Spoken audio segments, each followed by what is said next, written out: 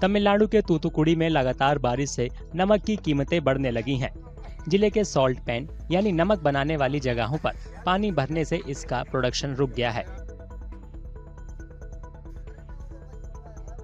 यहाँ करीब 20,000 एकड़ में 1200 कारोबारी और उनके कर्मचारी 20 लाख टन नमक बनाते हैं।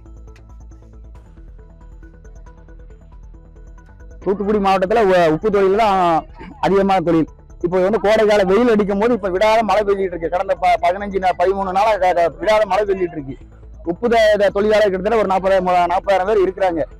எங்களுக்கு வந்து நித்த கூலி தான். ஒரு நாளைக்கு 500 ரூபா தான். 500 ரூபா வந்து வேலைக்கு வந்தாதான் சம்பளம். வேலைக்கு வரலாம் சம்பளம் கிடையாது. இப்போ இன்னும் வேலை ஆரம்பிக்க கிட்டத்தட்ட 2 வாரம் ஆகும். இன்னும் மழை இருக்குன்னு வேற சொல்றாங்க. இப்போ வந்து ஏற்கனவே பேஞ்ச மழை தண்ணி வெளியே அடிச்சுக்கிட்டு இருக்கும். ஆனா இருந்தாலும் மேலும் மேலும் மழை வந்துகிட்டு இருக்கு.